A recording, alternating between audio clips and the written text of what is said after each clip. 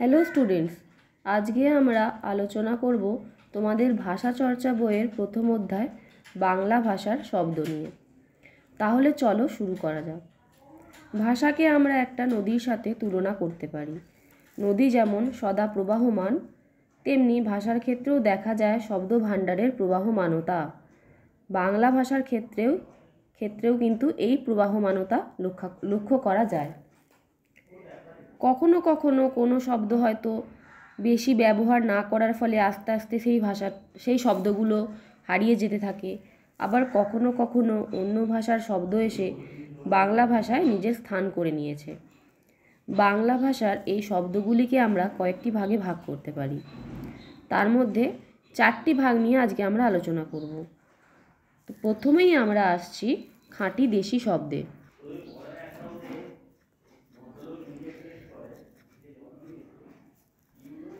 খাঁটি দেশি শব্দ কোনগুলিকে আমরা খাঁটি দেশি শব্দ বলতে পারি? বাংলা শব্দভাণ্ডারের সবচেয়ে প্রাচীন শব্দগুলিকেই আমরা একমাত্র খাঁটি দেশি শব্দ বলতে পারি। সেই শব্দগুলি কোনগুলি? এই যে ধামা, ঢোল, মাঠ, ঝাঁটা, খোপা, টোপর, চর, ডিঙি, ঘুড়ি, ঘ্যাঁট, চাল, শিকড়, কচি, দর, ছড়ি, এই যে শব্দগুলি, এই শব্দগুলিকে আমরা বলতে পারি খাঁটি দেশি শব্দ।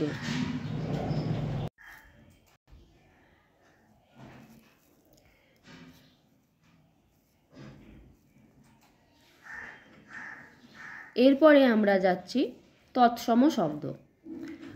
তৎসম শব্দ কোনগুলিকে বলা হয়? যে সমস্ত শব্দ সংস্কৃত ভাষা থেকে অপরিবর্তিত আকারে বাংলা ভাষায় গৃহীত হয়েছে তাদেরকেই তৎসম শব্দ বলা যায়। এর অর্থ কী? অর্থাৎ তৎসম, তৎ মানে তার, সম মানে সমান, তার সমান। কার সমান? এখানে তৎ বলতে সংস্কৃতর কথা বলা হয়েছে। যে সমস্ত শব্দগুলো সংস্কৃত শব্দ, কিন্তু সংস্কৃতে সেই শব্দগুলো যেরকমভাবে আছে সেরকমভাবেই যখন বাংলা ভাষাতে ব্যবহার হচ্ছে, তখন সেই শব্দগুলিকে বলছে তৎসম শব্দ। যেমন মাতা, বন্ধু, বৎস, সন্তান, স্নেহ, আকাশ, পর্বত, এই সব শব্দগুলো হচ্ছে তৎসম, কারণ এই শব্দগুলো হচ্ছে সংস্কৃত শব্দ। তোমরা সংজ্ঞাটা ভালো করে দেখো। এখানে লেখা আছে যে সমস্ত শব্দ সংস্কৃত ভাষা থেকে অপরিবর্তিত আকারে বাংলা ভাষায় গৃহীত হয়েছে। অর্থাৎ কি? কোনো রকম পরিবর্তন ছাড়াই সংস্কৃতে ওই শব্দটা যেভাবে আছে সেইভাবেই কিন্তু বাংলা ভাষাতে আমরা ব্যবহার করি। তাই জন্যই সেই সমস্ত শব্দগুলোকে তৎসম শব্দ বলা যায়। এরপরে রয়েছে তদ্ভব শব্দ। তদ্ভব শব্দের অর্থ কি? এসেছে সংস্কৃত শব্দ থেকেই, কিন্তু দীর্ঘ সময় ধরে ভাষাগত বিবর্তনের পথে প্রাকৃত, অপভ্রংশ ইত্যাদি স্তরগুলির মধ্য দিয়ে পরিবর্তিত হয়ে বাংলা ভাষার শব্দভাণ্ডারে স্থান নিয়েছে। এর অর্থ কি? সংস্কৃত ভাষার যে চলতি রূপ সেটাকে আমরা বলতে পারি প্রাকৃত অপভ্রংশ। তো সংস্কৃত ভাষার শুদ্ধ উচ্চারণ সেই সময় তো সবাই করতে পারতো না, তো আস্তে আস্তে মানুষের মুখে সেইগুলো চলতি হয়ে প্রাকৃত অপভ্রংশ এই রূপটা নিয়েছিল। আবার সেই রূপ থেকে উচ্চারণের বিবর্তনের ফলে, ভাষাগত বিবর্তনের ফলে যে শব্দে পরিণত হয়েছে সেই শব্দগুলিকে তদ্ভব শব্দ বলছে। যেমন উদাহরণ দিয়ে বলছি, যেমন ধরো গাত্র। সংস্কৃতয় গাত্র মানে কি? গাত্র কথার অর্থ কি? গাত্র কথার অর্থ হচ্ছে গা। তো গাত্র সংস্কৃতয় মূল শব্দ হচ্ছে গাত্র, সেখানে প্রাকৃত অপভ্রংশে হয়েছে গাও, সেখান থেকে বাংলায় হয়েছে গা। সেই রকমই আবার ধরো হস্ত। সংস্কৃতর মূল রূপ হচ্ছে হস্ত, সেখান থেকে প্রাকৃত অপভ্রংশ হয়েছে হস্ত, আবার সেখান থেকে বাংলায় হয়েছে হাত। একইভাবে মৎস্য হয়েছে মৎস্য, মৎস্য থেকে হয়েছে মাছ। চন্দ্র থেকে চন্দ, চন্দ থেকে হয়েছে চাঁদ। তো যখনই তোমাদের যদি লিখতে দেয় তদ্ভব শব্দ কাকে বলে, সেখানে সংজ্ঞার সাথে কিন্তু উদাহরণ দিতে হবে। যে কোনো শব্দ যদি তৎসম কাকে বলে সেটাও দেয়, তোমাদের কিন্তু সংজ্ঞা লেখার সাথে সাথে একটা কি দুটো করে উদাহরণ অবশ্যই লিখতে হবে। তোমরা অনেকেই সংজ্ঞা লিখতে দিলে শুধু সংজ্ঞাটা লিখে ছেড়ে দাও, কিন্তু খুব ভালো হয় তার সাথে যদি একটা বা দুটো উদাহরণ তোমরা দিয়ে দাও। আর তদ্ভব শব্দের উদাহরণ লেখার সময় কিন্তু তোমাদেরকে এই 3টে স্তরেই কিন্তু দেখাতে হবে। গাত্র থেকে সোজা গা লিখে দিলে কিন্তু হবে না, মাঝখানে এই প্রাকৃতের স্তরে যে গাও হচ্ছে তারপরে গা হচ্ছে, এই পুরোটা কিন্তু তোমাদেরকে ভেঙে দেখাতে হবে।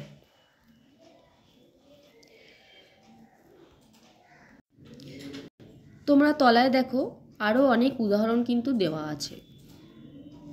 এই উদাহরণগুলো সবগুলোই তোমরা দেখবে। এইগুলো হচ্ছে সংস্কৃত ভাষা থেকে প্রাকৃত অপভ্রংশ এবং তারপরে কিভাবে তদ্ভব শব্দে পরিণত হয়েছে তার উদাহরণ। এইগুলো তো গেল সংস্কৃত থেকে উদাহরণ, কিন্তু সংস্কৃত থেকে রূপান্তরিত হচ্ছে এই শব্দগুলো, কিন্তু এছাড়াও আরও অন্যান্য ভাষা থেকেও শব্দ এসে রূপান্তরিত হয়ে বাংলা ভাষার মধ্যে স্থান পেয়েছে। তার মধ্যে তামিল ভাষা থেকে পিল্লই যার সংস্কৃততে হচ্ছে পিল্লিক, সেখান থেকে প্রাকৃতে হয়েছে পিলুয়, সেখান থেকে বাংলা এসেছে পিলে বলে। আবার গ্রিকে দ্রাখ্মে, যার সংস্কৃত হচ্ছে দ্রম্য, সেখান থেকে এসেছে প্রাকৃতের দম্যে এবং সেখান থেকে বাংলা এসেছে দাম। এভাবে অন্যান্য দেশের ভাষা থেকেও কিভাবে রূপান্তরিত হয়ে বাংলা ভাষায় স্থান পেয়েছে তার কয়েকটি উদাহরণ এখানে দেওয়া আছে। এরপরে তোমরা দেখো অর্ধ তৎসম বা ভগ্ন তৎসম। আচ্ছা, তৎসমটা তোমরা কি পড়লে? যেখানে সংস্কৃত ভাষা থেকে অপরিবর্তিতভাবে বাংলায় স্থান পেয়েছে। এখানে কিন্তু এটা অর্ধ তৎসম, তাই অপরিবর্তিতভাবে স্থান পাচ্ছে না। এখানে কি হচ্ছে? সংস্কৃত ভাষা থেকে অবিকৃতভাবে গৃহীত হচ্ছে। অবিকৃতভাবে মানে যেরকমভাবে সংস্কৃত ছিল ঠিক সেরকমভাবেই বাংলায় গৃহীত হয়েছে, কিন্তু পরবর্তীকালে উচ্চারণের বিকৃতির কারণে তার রূপটা পাল্টে গেছে।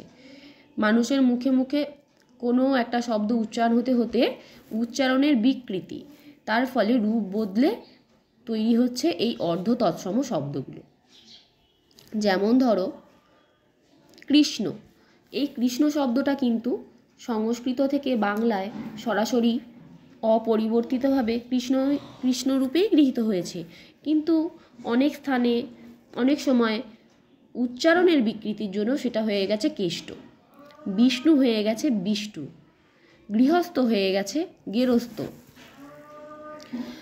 মিথ্যা হয়ে গেছে মিছা, বৃহস্পতি থেকে হয়ে গেছে বেশপতি। অনেকেই বলে থাকে, অনেকেই বলে যে বৃহস্পতিবার।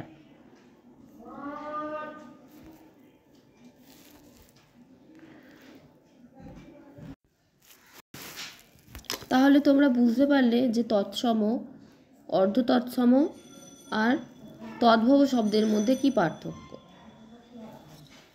এই 3টে শব্দই এসেছে কিন্তু সংস্কৃত থেকে, কিন্তু তাদের মধ্যে যেটা সরাসরি গৃহীত হয়েছে অপরিবর্তিত রূপে আছে সেটা হচ্ছে তৎসম, যেটা কালের নিয়মে প্রাকৃত অপভ্রংশ থেকে বিবর্তনের মাধ্যমে বাংলা ভাষায় অন্য রূপে স্থান পেয়েছে সেইগুলো হচ্ছে তদ্ভব, এবং যেগুলি সরাসরি সংস্কৃত থেকে গৃহীত হবার পরে উচ্চারণ বিকৃতির জন্য অন্য রকম রূপ পাল্টেছে সেইগুলো হচ্ছে অর্ধ তৎসম।